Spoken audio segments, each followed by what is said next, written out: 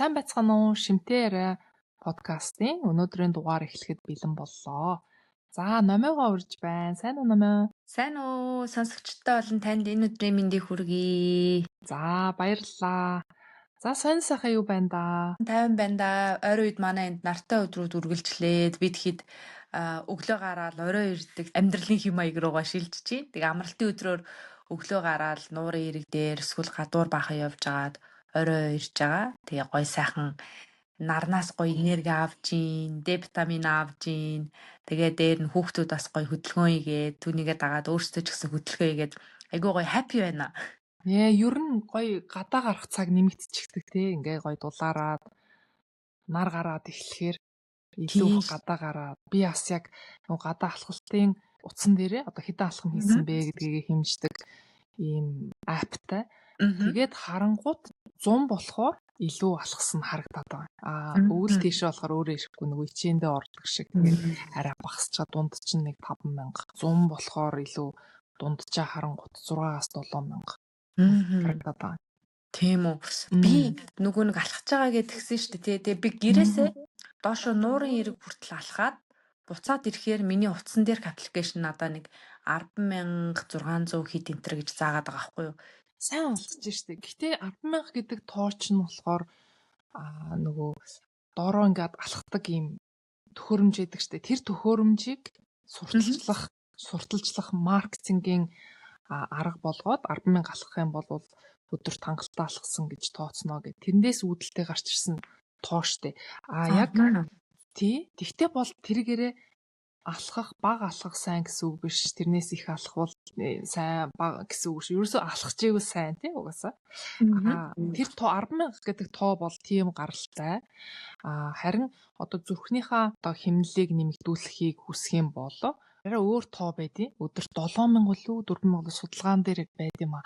Тэгээд хэр зэрэг нөгөө хурдан алхах хэмнэлтэй алхаж чинь тий. Тэрнээс хамааруулаад тэнийг тиймэрхүү хэм хажуудаа явж байгаа хүнтэйгээ ярилцахад төвөгтэй байхаар амьсгаадаж байх хэмжээгээр тиймэрхүү хурдцтайгаар алхаад тэр нэг 4,700 лөө 7,400 лөө тийм тоо байдаг. Тэгэх юм бол зүрхэнд ийм нөлөөтэй гэдэг. Тэгэхээр алхах нь ихээр ингээд налаагаад алхах биш нэлийн сайн өөрийнхөө бие баг зэрэг ачаалт өгөх байдлаар алхах хэрэгтэй байх нь шүү дээ. Хурдан хэмнэлээр алхдаг ч юм уу. Яг тийм ингэж нэг налааж алхдаг хүмүүс эдэж нэг удаа ингээд тэгээд эсвэл юм хэмнэлтэй алхах хоёрт бас ялгаа агаад байх нь шүү дээ тий. Харин ялгаа багад байгаа. Яагаад тэгэхээр жоохон хэмнэлтэй хурдан алхах юм бол нөгөө үр дүнгийн авахын тулд бид яаж нөлөөлж байна гэдэг ингээд харахаар хурдан хэмнэлтэй алхаж байгаа нь илүү сайн нөлөөтэй байгаа. Мэдээж нөгөө ингээд зугаацаад байгаль налаагаад алах үе байна л та тий. Одоо гоё нөгөө бясалгах маягаар хажууд харагдаж байгаа юмудаа анзаараад тэгээд алхах бас юу байна л та. Алхалт. Би саяхан нэг подкаст сонсч ирсэн чинь тэн дээр оролцож исэн эмч тэгж зөвлөж исэн. Хүн 7 хоногт 2-оос багадаа ерөнхийдөө 1 гэхдээ нэг 2-оос 3 удаа зүрхээ нөгөө өндөр хэмд ингэж ачааллуулах юм бол зүрх судасны өвчнөр өвчлөх эрсдэл нь маш өндөр хувиар буурдаг гэдэг чийсэн. Тэгэхээр нөгөө зүрхээ ачааллуулна гэхээр ингээ нэг хурдтай алхасны дараа нэг ингээ зүрх түк гэж дуурдсан шүү дээ тий. Тэр үйлдэлийг бас хэлж байгаа тийм ээ. Тий. Аэробик хөдөлгөөн хийх. Аэробик. Тий. Би яг наадах өчтөр хийсэн. Нэг 35 минут орчим эрчимтэй дасгал хийгээд өнөөдөр миний бие булраад одоо энэ нуруу гоё өвзөг хүний булчин буларч бүтэн биеийн тийм нөгөө нэг дасгал хийсэн баггүй. Тэрэн дээр яг ингээд нөгөө нэг зүрх ажиллаж байгаа нь одоо тодорхой мэдгэцдэг тий. Зүрхээс маш сайн ажилууллаа да гэдэг. Зүрхээ сайн ажилуулаад ингэх юм бол зүрх судасны үйл ажиллагааг дэмжиж ер нь бол тэр системээ сайн дэмжиж чинь гэсэн үг шүү дээ. Тийм шүү. Би бас сая амралтын өдрүүдээр эхний нэг өдөр нь гадаа хүүхдүүдтэйгээ тоглоод усанд сэлээд баахан байж байгаа. Дараагийн өдөр нь боолын тоглосон. Хүүшээ танаад бүр усанд сэлэхээр тийм халуун болцсон баа мó. Тийштэй энд нэлээд дулаахан байна. Гэхдээ би тэгэхэд бассейн сэлсэн дотор байдаг. Гадна талд нууран дээр бол хүмүүс бүр өвөлж гисэн сэлж идэв шүү дээ энд. Тийм үү ямар гоё юм бэ. Бүр нилээн олон хүн ингээд би бүр ингээд хүртэгтэй. Тэгээд За. ингээд сайхан Монголынхаа сайхан ноолор малгай оролт энтрийг өмсцэн ингээд баг daarаа явж хат хүмүүс нуурын усанд ингээд сэлж идэг заяа бүр ингээд зөвхөн усны хувцастайгаа вау тэр бүр ямар их төсвөр төвчээр вэ те. Харин энэ гадныхаа их өлчөр юм а тий. Угаасаа энэ цаг агартаага зохицоод өсчихсөн хүмүүс байдаг юм шиг байна багаасаа. Би ч гэсэн эндхийн өвөл нэг тийм цаанаа зөвүүн штэ. Тийм. Одоо юу учраас Чиглэг. чиглэг учраас хүүтэн бахар ч нэг эвгүй штэ. Тэг би бас ноолууртай тэгэл өдөн хүртэгтэй явж хат чинь энд бас гадаа сэлж болдог тийм хэсгүүд байдаг лээ дөө бас нийтэд зориулсан нуур муур. Тэгээд энд бас хүмүүс явж идэг хүүхдүүд нь шорттой ч явж ийн их сонин. Тэгэхээр ямар сэдвэр хоёлаа ярих гэж байгаа блээ? Тэгэхээр бид хоёр өнөөдөр илэгний хавдрын талаар илэгний хавдраас үдшилэн сэргийлэхийн тулд бид гэртээ тэгээд өдөр тутамдаа ямар аргууд бас хэрэглэж болох вэ гэдэг талаар ярихаар тохирсон байгаа. Тэгэхээр энэ илэгний хавдрын эрсдэлт хүчин зүйлсийг нь аваад үзэхээр хэд хэдэн хүчин зүйлс байгаа тийм ээ.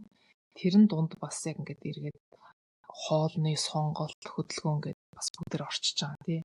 Тийм шүү.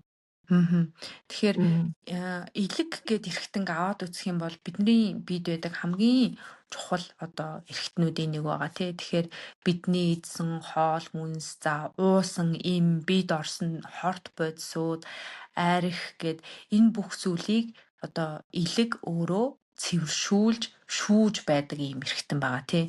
Тэгэхээр илэгний хорт хавдар гэхээр яг юу хэлээд байгаа вэ гэхээр илгэнд байдаг эсүүд эсүүдийн одоо хяналт нь хэвийн байдлаасаа алдагдаад зогсолтгүй ингэж өсөж үзснээр үүсдэг энэ өвчнийг бид нар хавдар гэж ярьж байгаа. Тэгэхээр илгэнд байгаа эсүүд маань байх ёстой хэмжээнээсээ нэлээд олон тоогоор үржснээр юм үүсдэг өвчин гэж ойлгож болж байгаа. Тэгэхээр илэгний хорт хавдар бол сүүлийн үед дэлхийд даяар бас нэлээд тархалт өндөртэй байгаа. Тэгээ 2022 оны мэдээлэлээр гэхээр дэлхийд даяар 866 мянга гаруй хүн илэгний хорт хавдраар одоо шинээр онцлогдсон байт юм байна. Тэгээ эндээс харамсалтай нь 758 мянга гаруй хүн одоо нас барсан гэж үздэг юм байна. Тэгэхээр илэгний хорт хавдар бол уг нь бол дэлхийд дээрх онцлогддог хавдруудын 6 дугаарт ордог боловч нөгөө хавдрын шалтгаанд нас баралтынхаа тоогоор 3 дугаарт орчдөг ийм өвчин юм байна. Тэгэхээр би бас илэгтэй холбоотойгоор статистик харж байхад манай Монгол дэлхийдээ илэгний хорт хавдраар бас нэлээд дээгүүр ордог юм билээ. Тийм билээ шүү дээ. Тийм. Дэлхийд даяар одоо илэгний хорт хавдрын тархацыг ингээ харуулад үзэхээр манайх дээр бүр тэр өнгийн бүр ингээ тодруулаад зурцсан тийм юу байгаа байхгүй. Зургаар харуулсан. Тодруулаад харуул. Тэрэн дээр манай Монгол улсын зураг ингээ харагдчихжээ. Тэгэхээр илэгний хорт хавдрын гол эрсдэлт хүчин зүйлс нь юу байна вэ гэж чагсаагаад харахаар нэгдүгээр удаан үргэлжилсэн илэгний өрөвсөл гэмтэл тэр нь гепатит B-гээс хамааралтай. Хоёрдугаарт гепатит C гэж байгаа. Удаан хугацаанд илэг гэмтээгээд илгэнд одоо сорвжилт үүсээд удаан явчих юм бол энэ цаашаага үргэлжилсээр байгаа. Бас илэгний хавдар үүсэх магадaltaй. За илэгний цирроз гэж байгаа. Энэ нь болохоор илэгний эрүүл эд ингээд сорвжоод бүр ингээд гаднаас нь харахад хүртэл илэг гоё гүлгэр байдаг шүү дээ тийм ээ. Тэр нь бүр ингээд сорвжоод атраа үүсээд тэгээд энэ бас хавдрын эрсдлийг нэмэгдүүлдэг. Дараачих нь бас сонирхолтой юм болохоор афлатоксин гэж байгаа. Энэ бол бүр юм мөөгөнцөртэй хүнснээс үүсдэг. Энэ илгийг гэмтээгээд хавдрын эрсдлийг бас нэмэгдүүлдэг. За 5 дугаарт архи гэж орчиж байгаа. Архи болон согтууруулган ба дараа нь тамхи. Бид нар бүгдээрээ сайн мэддэг архи тамхины хор нөлөө гэдэг. Тэгээд 7-д нь илэгний өөхлөлт. Илгэнд өөх илүү хуримтлагдсанараа илгийг өрөвсүүлээд эргээд нөгөө цирроз маягийн болгоо сорвжилт үүсгэх явц нь бас энэ илэгний хорт хавдрын үндсэн одоо суурьуудын нэг болдго юм байна. За ингээд хамгийн сүүлд нь хэд таргалалт бас диабеттэй байх нь эргээд нөгөө илэгний хорт хавдрын эрсдлийг нэмэгдүүлдэг юм байна. Тэгэхээр одоо ингээд тооцоод үзэхээр маш олон хүчин зүйлсээс хамаарат илгэний хорт хавдар үүсдэг юм байна. Тэгээ та нөгөө Зүрүүчийн энэний өмнөх подкастн дээр нэг номноос нэг ишлэл уншиж өгнө гэж хэлжсэн шүү дээ. Тийш Тэрийг дээ. уншиж өгөөч. Тэгэл да тэр юу байсан бэ гэхээр ер нь энэ хавдар гэж юу вэ гэдгийг энэ дархлаа гэд ном дээр Филипп Детмерийн ном дээр их гоё тайлбарсан байсан. Тэгээд энэ номыг монгол хэл дээр Мон судраас бас орчуулад гаргачихсан ийм ном байгаа. Монголчууд маань бас авч уншвал. За тэрэн дээр хавдар ба дархлаа тогтолцоо гэдэг тэр хэсгээр нь хавдрыг ингэж тайлбарсан байна лээ. Би одоо шууд ингэж уншаад номыг нь уншаад явчихъя. За товчхондоо таны биеийн тодорхой хэсэг дэх эсүүд хяналтгүй өсөж үржиж эхлэхэд хорт хавдар үүсдэг. Уул нь бол бидний эсүүд ингээд яг бид нартай бидний төлөө ингээд явж байгаа тийм яг нэг бүгдээрээ ажиллаад явж байгаа. Гэтэл энэ хавдрын эсүүд нь болохоор бидний хяналтаас гараад бүр бидний эсрэг ингээд үйлчилж эхэлдэг гэж хэлж болохоор за ингээд би өргөжлүүлээд уншия. Үндсэндээ үүнд хоёр том ангилал бий. Хорт хавдрын эс уушиг, булчин, тархи, яс, бэлэг эрхтэн зэрэг хатуу эдэд анх үүсч хавдрыг бий болгодог. Хавдар гэдгийг жижигхэн суурин шинээр байгуулад биеийг бүхэлд нь хамрах буюу хүрээгээ улам тэлсээр их хот болж буй эсүүд гэж төсөөлж болно. Эхлээд жижигхэн байжснаа ингээд хүрээгээ тэлээд яваад байна гэсэн. Энэ нь хавдаж томрох гэх язгуураас анх үүсэлтэй үг юм аа. Өөрөөр хэлбэл биеийн тань хаа нэгтээ хавдсан тэр хэсэг шууд үхлийн аюул дагуулдаг гэсэн огтоос биш ээ.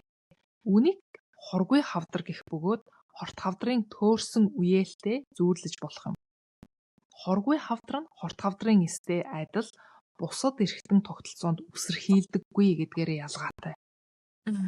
Тэд үндсэндээ найзуудтайгаа үлдэж таны бие дотор багцлан ургадаг. Тиймээс ийм төрлийн хавдрын ур дагавар нилээд нааштай байдаг. Ихэнхдээ тэдгээрийг устгах юм уу? Эмчлэх гэхээсээ илүүтэй зүгээр л хянах шаардлагатай. Хэрв хоргүй хавдар хэд томорч тархи зэрэг эрхтнийг дараад цусны судас, мэдрэл зэрэг амин чухал системд нөлөөлж эхлэх юм бол хоргүй ч гэсэн аюултай болдог. Эдгээр тохиолдолд хавдрыг ихэвчлэн орчны эдийг аль болох гэмтээхгүйгээр авдаг. За тэгээд хавдар гэдэг бол хүсэх юм биш дээ. Хэрв та аль нэгийг нь зайлшгүй сонгох бол мэдээж хоргүй хавдар нь хамаагүй дээр шүү дээ гэж бичжээ. Тэгэхээр энэ ном дээр тайлбарснаар бол хоёр төрлийн хавдар байгаа. Эхнийх нь бол хоргүй.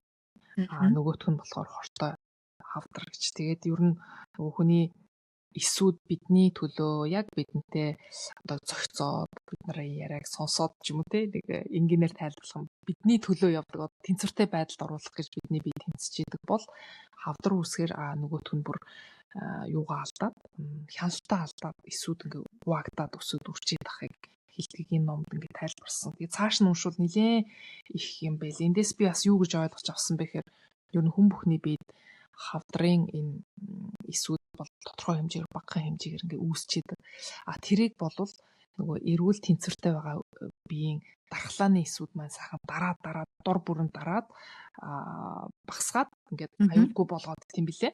Энэ номны бичижсэнаар бас яг хавдартай холбоотой хэд хэдэн хүмүүсийн би яриаг бас яг энэ нөгөө подкаст бэлтгэгтэйгээ холбогдуулаад сонссон. Тэрэн дээр ч гэсэн одоо үүсэж байгаа тэр хавдрыг ингээд багсгаад дараад яваад идэх хүний эрүүл бий. Тэгэхээр нөгөө хавдар бол бас насжилттай нэлээд холбогддог шүү дээ, тийм. Өндөр настай болох тусам хавдрын эрсдэл нэмэгддэг. Тэгэхээр одоо бидний биеийн одоо дархлааны эсүүд маань бас муудаж эхэлж байгаа. Бүх юм ер нь ингээд муудаж суларч байгаа үед бол нөгөө дархлааны эсүүдийн эсрэг хавдрын эсүүд маань илүү амархан ингээд үржүүлээ явчихж байгаа учраас тэр эрсдэл нь бас амархан өсдөг юм болов уу гэж бодогдсон. Тийм шүү. Одоо нөгөө дэлхийд даяар насжилт өндөр болж байгаа нэг талдаа сайн ч гэсэн нөгөө талдаа бид нар хавдрын эрсдэл бас дагаад нэмэгдэж байгаа учраас амьдралын хэв маяг, хоол хүнс, өөрийгөө анхаарах тал дээр нэлээд сайн тулж ажиллах шаардлагатай болоод байгаа тий. Тэгээд та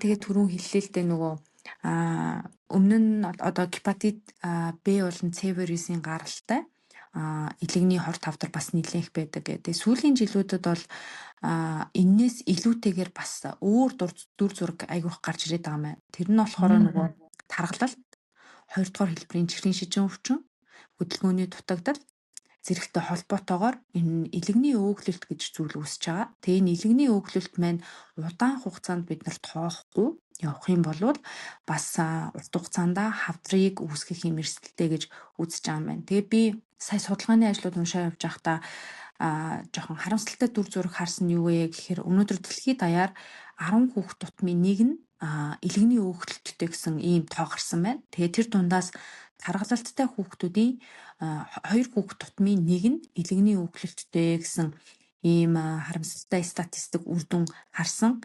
Тэгээд илэгний одоо өөгдлөлт гэж юу хэлээд байгаа вэ гэхээр бид нар өдөрт авах ёстой илчилгээ байнгын хэтрүүлэн авах. За эсвэл хоол хүнс ялангуяа тэр дундаа нэмэлт сахарын агуулмж өндөртэй хоол хүнсийг хэтрүүлэн идэх. За тэгээд дээр нь өөх тосны агуулмж өндөртэй хоол хүнсийг хэтрүүлэн хэрэглэх гих зэргээр өөрсдийнхөө идэх хэмжээнээс байнгын хэтрүүлэн идээд авах юм бол илэгний эсэд өөхчд хуримтлагддаг гэсэн үг. Тэгэхээр энэ өөх маань цаашаа явахаараа юу болдог вэ гэхээр эсэлдэлтийн стрессийг нэмэгдүүлнэ, илгийг өрөвсүүлнэ, эсийг гэмтэх юм эрсдэлтэй байдаг. Тэгээд энэ удаан үргэлжлэх юм бол илэгний хатуурал руу шилжээд хатуурал нь дахиад бас одоо удаан хугацаанд үргэлжлэх юм бол хавдар үүсэх юм эрсдэлтэй байдаг юм байна. Тэгэхээр бага насны хүүхдүүдэд ч гэсэн яг энэ илэгний өөгдлөлт гэдэг зүйл айгүй их тохиолдож байгаа нь өнөөдөр бид нар эргээд хүүхдүүдтэй ямар хоол хүнс бэлтгэж өгж ийн вэ? Бидний өдөр тутамдаа хоол идж байгаа одоо бэлтгэж идж байгаа хоол хүнс маань үнэхээр хүүхдэд шимт хижээл болж гин үү? Аль эсвэл өөр өвчний үндэс суурийг тавиад байна уу гэдгийг харах бас юм цаг нь болцсон юм болов уу гэж бодож илаа. Яа, яг тийм шүү. Өмнө нь болохоор энэ илэгний өөгдлөлт нь голдуу алкоголтой холбогддог байсан. Алкогол хэтрүүлж уугаад ах юм бол илгэнд өөгдлөлт үүсдэг байсан бол одоо хоол хүнс амьдралын хэв маягтай холбоотойгоор илгэнд бас өөгдлөлт үүсэж байгаа энэ асуудал дэлхийд даяараа ингээд тархмал байгаа нь үнэхээр харамсалтай тийм ээ. Тэгэхээр энд зөвхөн одоо эцэг эхийн хоолны сонголтоос илүүтэйгээр орчны нөлөө буюу одоо хоол хүнсийг үйлдвэрлэж байгаа үйлдвэрлэгчид тэгээд тэрийг дэлгүүрт худалдаалж байгаа одоо сонгон авч тавьж байгаа сонголт хүмүүсийн боловсролын түвшин хоолны сонголт гэдэг олон хүчин зүйл нөлөөлж байгаа юм л та тийм ээ. Яг тэгэхээр одоо гэрээсээ гараад хүнсээ цуглууллаа гэхэд хүнсний дэлгүүрт байгаа дийлэнх бүтээгдэхүүнүүд хэд боловсруулсан хүнс байх юм бол тэнд нөгөө амтлаг гоё амттай болгохын тулд мэдээж амтлагаанууд нэмсэн байдаг. Тэгээд нэмэлт чихэр за тэгэл тос их хэмжээгээр давс гэдэг тий хямд төсөр тос энэ эдгээрийн нөгөө илүүдэл нь нөгөө илэгний өөгдлөлт үүсэх бас үндсэн нэг шалтгаан болж байна л та тийм ээ. Тэгэхээр бид илэгний өөгдлөлт явагдаад байгааг мэдэх арга байхгүй тий ер нь жин хэвийн эсвэл бидний хэлдгээр туранхай байж болно. Гэхдээ дотор эрхтэн маань өөхлөд ах юм бол тэр нь бас илэг өөхөлж जैन дотор байгаа бидний хэвлийн дотор байрлаж байгаа энэ эрхтнүүд гадуураа өөхлөлт нь нэмэгдээд байгаа гэсэн үг. Илэгний хавдрын шинж тэмдэг гэдэг ингээ харахаар бас тэр бүр мэдэгддэггүй. Одоо юу болоод байгаа нь тэр бүр мэдэгддэггүй учраас нөгөө хүнд шатанд давруулчих магадaltaй. Жишээлбэл арьсан дээр аваад үзэхээр арьсан дээр байгаа нөгөө мэнг өөрчлөгдөх тий арьсан дээрх хорт хавдрыг бол бас хүн хараад мэдчих болдог байл да. Гэтэл илэг нөгөө дотор эрхтэн учраас дотор юу болоод байгаа нь мэдэгдэхгүйгээрээ хэцүү нөгөө шинжилж танихад хэцүү. Тэгэхээр эрт үед ихэвчлэн шинж тэмдэг илэрдэггүй. Хожуу үед илэрх шинж тэмдгүүд нь юу байдаг вэ гэхээр жин тодорхой шалтгаангүйгээр гинтхэн буураад ер нь бүх хавдар дээр тийм байгаа тий нөмөө. Бид хоёр нөгөө өмнөх дугаарууд дээр бас ингээд бусад төрлийн хавдрын одоо шинж тэмдгийг аваад үзэхээр ерөөсөө жин алддаг тий хүн хэвийн жингээс гинтхэн жин алдаад эхэлж байгаа юм бол энэ нэг шинж тэмдэг. За мэдээж хоолны дуршил буурах юм идэх дургу хурж эхэлнэ. Ядарч сулдах зүгээр байхад ядраад байдаг болчихдог. За бас нэг шинж тэмдэг нь баруун дээд хэвлийн өвдөлт. Энийгээр бас мэдэрч болно. Энэ гэхдээ нэлээд хожуу үедээ илэрч байгаа шинжүүд гэж байгаа шүү. Ихэнх үедээ бол мэддэхгүй. За эсвэл ямар нэгэн шалтгаангүйгээр хоол унд идээгүй багт ч юм уу хөвлөгээр хөөж томрох. Ер нь зарим хүмүүстээр хоол идсний дараа хөвлөгээр ингээд томорчдаг. Эсвэл сарын тэмдгийн өмнөх үед хөвлөгээр бас томорч мэдрэгддэг штэ. Энэ элэгний хавдрын шинж тэмдгийн үед болохоор ямар нэгэн шалтгаангүйгээр хоол ундаас хамааралгүйгээр хөвлөгээр ингээд томорч хөөгөөд байх. Эсвэл дотор муухаарч бөөлчих. Бас нэг юм болохоор нүдний энэ цагаан их шарлж мэдрэгддэг арсны алга ч юм уу тий. Ингэх юм бол бас нэг шинж тэмдэг. За өтгөн маш бараан өнгөтэй болох, цайвар өнгөтэй болох уучлаарай. Харин шээс бараан өнгөтэй болох. Тэгэхээр энэ бас nutritional therapy дээр шээсний өнгө үнэр шинж тэмдэг, өтгөний давтамж үнэр тэгээд шинж тэмдэг одоо усанд хөвж гин үү эсвэл хэвийн байна уу, өнгө нь хэтэрхий цайвар байна уу гэх энийгээр бас нэлээд авч үздэг дотор нь цус байна уу гэх мэтчлэн. Тэгэхээр элэгний хавдрын шинж тэмдэг нь эдгээр одоо биеийн хилэмжээр илэрхнэ. Тэгэхээр хит их жингийн илүүдэлтэй хүмүүс маань бас шинжилгээ өгөө дээр шинж тэмдэг илэрх юм бол бас эмчид үзүүлээд шинжилгээ өгсөн бас дээр юм байна шүү гэдгийг сануулахыг хүссэн. Тэгээд би бас саяхан ихчтэйгаа нэг ярьж ирсэнгүй хавдрын талаар ингээд одоо подкастынхаа дараагийн дугаарыг хийж байгаа гэдгсэн чинь. Үгүй тэгээ хавдар гэхээр яг ямар шинжилгээ өгдөг юм бэ? Бүх хавдарт адилхан шинжилгээ өгдөг юм уу? Тэрийг нэг ярьчаарай гэж хэлчихсэн байхгүй юу? Тэгээд элэгний энэ хорт хавдрыг бол ер нь ямар ч хавдрыг эрт илрүүлэх боломжтой тий бид нар эрт илрүүлгийн шинжилгээг өгөөд ах юм бол түүнийг эрт илрүүлээд илүү цааш нь даамжруулахгүйгээр барьж аваад эмчлэх одоо бас боломжтой ийм өвчнүүдийн нэг байгаа. Тэгэхээр олон улсын удирдамжуудад болохоор элэгний хатууралтай болон нөгөө бие вирус, гепатит бие вирустай хүмүүс шүү дээ тий. Эдгээр хүмүүс бол 6 сар тутамд заавал эмчийн хяналтанд орох хэрэгтэй юм байна. Тэгэхээр гепатит B нь болохоор одоо төрхөөс үед эхээс хүүхдэд дамжсан бол гепатит B-тэй байна. Тэгэхээр энэ B-тэй хүмүүс байнга эмчид үзүүлж явах хэрэгтэй байна тий. Тийм. Тэгээд саяны хэлсэн нөгөө элэгний хатууралтай гэж онш сонссон хүмүүс байдаг шүү дээ тий. Тийм хүмүүс байх юм бол бас байнгын эмчийн хяналтанд орох шаардлагатай байт юм байна. Тэгээ хяналтанд орохдоо ерөнхийдөө ямар шинжилгээнүүд хийлэгдэг вэ гэхээр нөгөө хөвлийн хит авин шинжилгээ гэж байдаг те одоо бид нар яахад харуулна гэж ярьдаг те. За тэр шинжилгээг хийлгэж болно. За цусны маркерын шинжилгээ ашигладаг. Энд болохоор нөгөө альфа петопротеин гэдэг бодис одоо хүний цуснд их одоо уураг байхгүй энэ чинь нэг төрлийн уураг. Тэгэхээр энэ уураг цусны шинжилгээгээр их нэмэгдэж харагдсан байх юм бол бас цааш нь лавшруулад хит авин шинжилгээ өгөх. За тэгээд дээр нь нэмэх нь CT болон MRI шинжилгээг давхар наривчлан хийх шаардлагатай байт юм байна. Тэгэхээр эхлээд явахад харуулах нь байна. За тэгээд сэжигтэй гэж үзэх юм бол цусны шинжилгээг давхар өгөөд тэгээд цааш нь лавшруулад MRI болон CT хийжээж элэгний хорт хавдрын оншийг одоо бүрэн тогтоох юм боломжтой байдаг юм байна. За тэгэхээр одоо элэгний хорт хавдрын талаар ерөнхийдөө ийм шинж тэмдэг илэрдэг юм байна гэдэг яаж шинжилгээ авдаг юм байна гэдгийг мэдчихлээ. Тэгэхээр хоёулаагийн гол зорилго ч ерөөсөө энэ хавдрын эрсдлээс яаж өөрийгөө сэргийлэх вэ? Амьдралын хэв маягаараа яаж одоо үнээс сэргийлэх вэ гэдэг талаар ярилцах гээд байгаа тий. Тэгэхээр хоёулаа одоо тэр тал дээрээ дараагийн хэсэгт илүү түлхүү яриад явбал ямар вэ? За тэгэхээр амьдрал дээр яг хэрэгжүүлж болох юмсан зүйлс бидний гарт байгаа зүйлсээ яриад явсан зүгээр бах тий. Тэгэхээр тэр хэсэг рүү орохоос өмнө гепатит B болон C-гээс урьдчилан сэргийлэх бас нэг аргууд нь болохоор бэлгийн харьцаанд орохдоо хамгаалттай орох. Тэгээд янз бүрийн одоо тариур, зүү тариурыг тий болгоомжтой хэрэглэх. За гэсэн ийм зүйлс бас энд орж ийн л да. Одоо хоёлоо болохоор дээрэс нь нэмээд нөгөө алкоголоо яаж багасгах уу? Эсвэл илэгний өөхлөлт үүсгэхээс өмнө авч болох арга хэмжээ тэр дундаа бүр хүүхдэд илэгний өөхлөлт маш илэрч байгаа гэж номын маань сайн хэлсэн ш. Тэгэхээр хүүхдүүд гэртээ ямар арга хэмжээ авч болох уу тий? Энэ тал дээр хоёулаа түлхүү ярил илүү тийм нөгөө практикт ойрхон бид нар одоо өнөө маргаашнаас эхлээд хэрэгжүүлээд явчихад амархан байх юм болов уу гэж бодлоо. Тийм шүү. За тэгэхээр надаас эхлэх үү? Тэгээ. За тэгээ. Тэгээ. За нэгдүгээрт хүүхдийг илэгний өөхлөл цаашлаад илэгний хатуурал, илэгний өрөвсөл хатуурал, тэгээ илэгний энэ хорт хавдар гэдэг одоо энэ өвчнөөс сэргийлхийг хүсэж байгаа бол өдөр тутамд өгж байгаа ундааныхаа хэрэглээг анхаарах.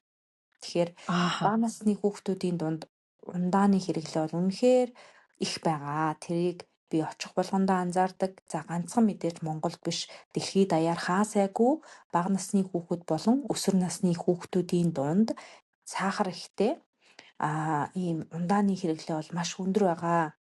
Сая 2025 онд Монгол улс хоол тэжээлийн үндэсний 6 дугаар судалгааны үр дүнг танилцуулсан. Тэгээ тэндээс харахад ч гэсэн бага нас болон өсвөр насны хүүхдүүдийн маш их хувь нь сахар ихтэй ундаа, чихэрлэг ундааг өдөр тутамдаа хэрэгжилж байна гэсэн бас харамсалтай ийм үр дүн гарсан байсан.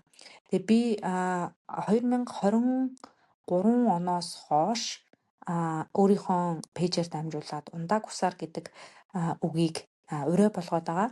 Яагаад вэ гэхээр хүүхэд өөрийн бие шаардлагатай шингэнийг ундаанаас биш уснаас авах нь эрүүл мэндийн хувьд олон ач холбогдолтой байдаг. Тэгэхээр хэрвээ хүүхдээ одоо энэ өвчнөөс сэргийлэхийг хүсэж байгаа бол хамгийн нэгдүгээрт ундааных нь хэрэглээг анхаарах ёстой. Яагаад вэ гэхээр хүүхэд өдөр тутамдаа маш их сахар агуулсан төрөл бүрийн хийж үүсэн ундаа.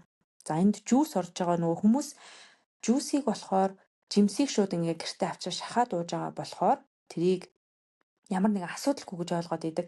Гэтэл жимс маань өөрөө байглаасаа фруктоз буюу байгалийн сахар агуулж байгаа тий. Тэгэхээр жимсийг бид нар одоо шахаж уух үед нөгөө жимсний хамгийн чухал шимт хичээл агуулгадаад байдаг хальсан хэсгийг нь ашиглахгүй зөвхөн тэр дотор нь байгаа сахарыг шүүж аваад ууж ийна гэсэн үг ээ. Тэгэхээр хийжүүлсэн ундаа, жуус, за тэгээд дээр нь энерги ундаа. Ялангуяа өсвөр насны хүүхдүүдийн дунд энергийн ундаа бол маш өндөр хэрэглээтэй байдаг. За тэгээд нөгөө төрөл бүрийн амталсан сүү байдаг. Одоо шоколадтай сүү, гүзээлцгэнтэй сүү, банантай сүү гэдэг эдгээр зүйлсийг өдөр тутамдаа хэтрүүлэн хэрэглэх нь илэгний өөхлөлт үүсэх гол эрсдэлт хүчин зүйлийн нэг нь болдгоо. За жимсийг бол сая хэлсэнчлэн идэх нь бол өөрөө асуудал биш те. Яагаад гэвэл жимсний хальсанд эслэг агуулгадж байгаа. Дээр нь бид нар ажиллаж идж байгаа учраас шингэлт хүртэл өөр замаар явагддаг. Харин хийжүүлсэн ундаа, амттай ундаа, жуус, амттан зэрэг бүтээгдэхүүн агуулгадж байгаа энэ одоо фруктоз дээр нь сахарыг хүүхэд уух үед их хэмжээгээр нэг доор маш их хэмжээгээр уух шаардлага үүсдэг. Тэгэхээр маш их хэмжээний сахар түүнийг дагаад биед ордог гэсэн үг. Тэгэхээр энэ одоо орж ирсэн тэр их хэмжээний фруктозын ихэнхийг нь элэг боловсруулдаг. Тэгэхээр хамгийн түрүүнд бид нар анхаарах ёстой зүйл нь юу вэ гэхээр хүүхдийнхаа өдөр тутамд хэрэглэдэг ундааг багасгах хэрэгтэй. За тэгэхээр яаж багасгах вэ? За одоо нэгэнт ингээд ундаа уугаад датчихсан хүүхэд байлаа гэж бодъё. За хүүхэд нь ямар ундаа уудаг вэ гэдгээс эхлээд явж болно. Жишээлбэл хүүхэд нь одоо хийжүүлсэн ундаа уудаг болвол хийжүүлсэн ундааг нь ийм газтай ус байдаг тий. Газтай усан дээр бага хэмжээний их нуудаа жимсний одоо гэртээ шахсан шүүс хийгээд амтыг нь сулруулж. Гэхдээ эхний удаад огцом сулруулчих юм бол нөгөө маш гоё юм чихэрлэг амттай гоё өнгөтэй ундаанд дассан байгаа хүүхэд маань шууд тэрийг хүлээж авах боломжгүй байдаг. Тэгэхээр маш урт хугацаанд маш бага багаар аажим аажмаар бууруулах байдлаар одоо багасгаж болно. За эсвэл одоо хүүхэд нь чихэрлэг ундаа уудаг байх юм бол эхний удаадаа ундааг энэ жоохон усаар шингэлж өгөөд амтыг нь сулруулах байдлаар явж болно.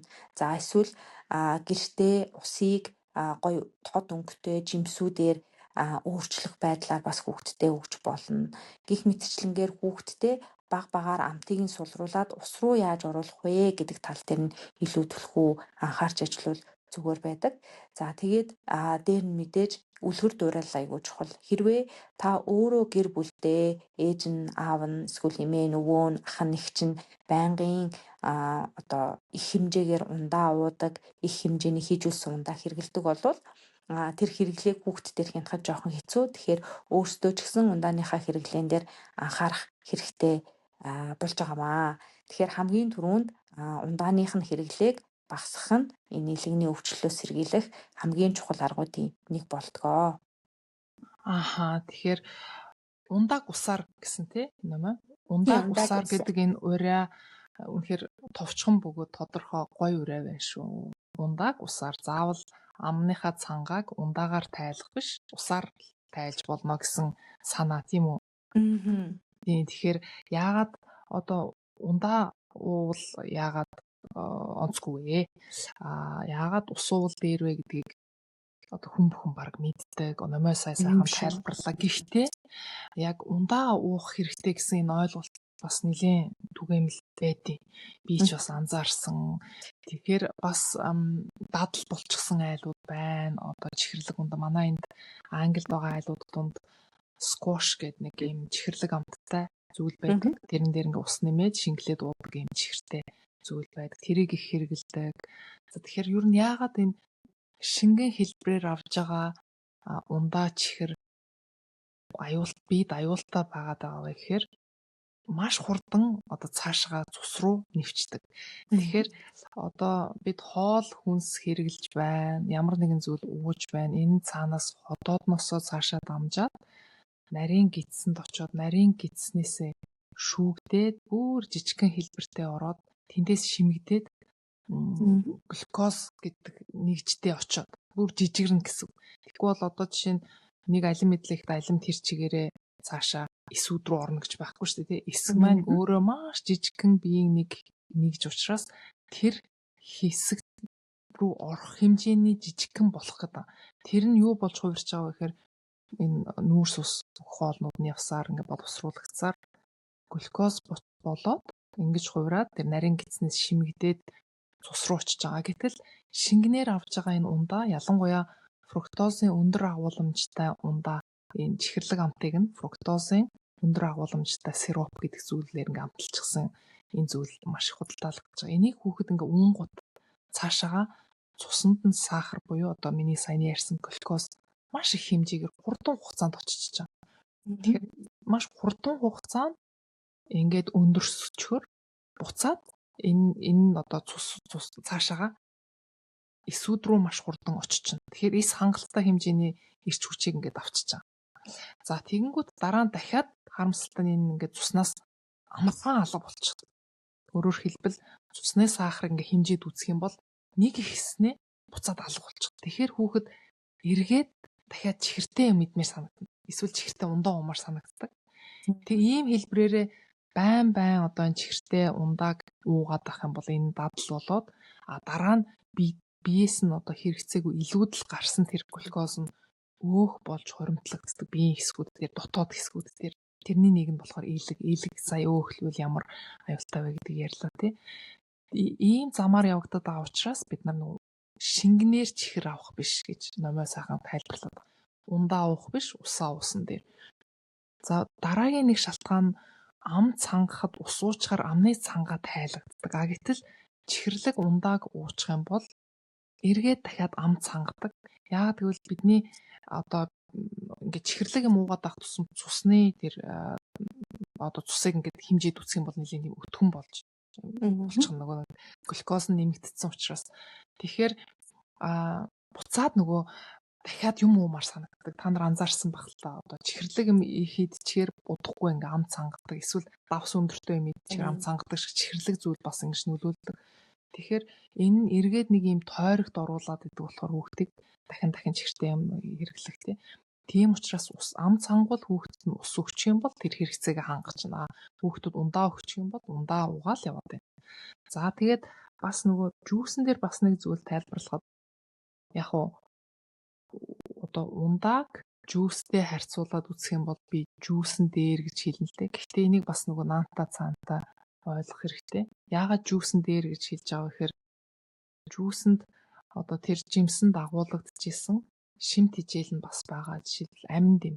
Шимт хижээл гэдэг нь одоо бидний бид макро микро гэд хоёр төрлийн шимт хижээл хэрэгтэй тий. Макро гэдэг нь бол нөгөө нүүрс ус, уураг, өөх тус гэд.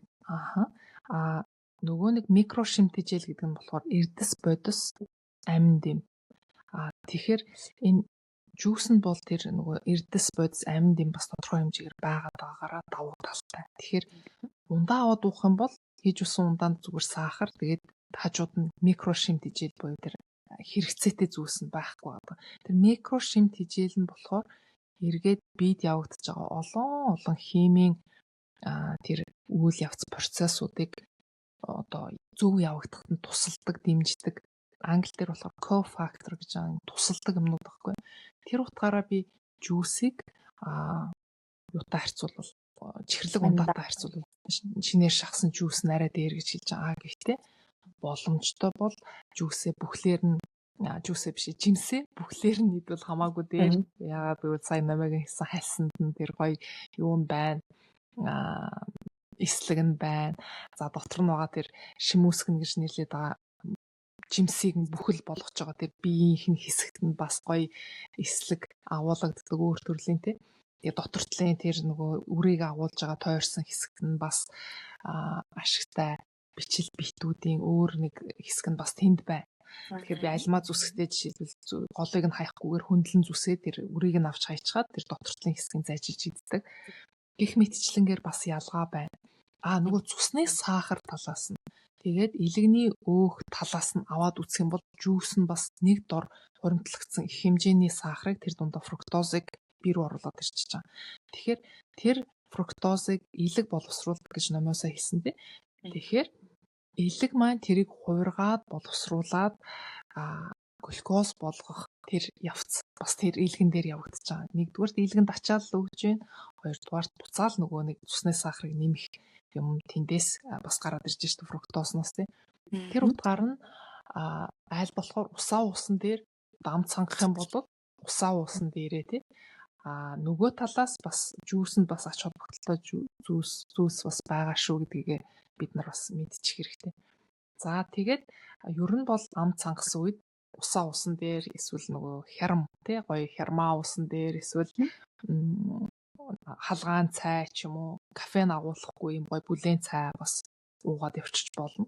Ингэх юм бол яг нөгөө бид их хэмжээгээр орж ирээд байгаа тэр сахарыг эргээд тэр сахар нь явсаар байгаа илэгний өөхлөлтийг нэмдэг учраас тэрийг багасгах нэг арга зам болчихж байгаа.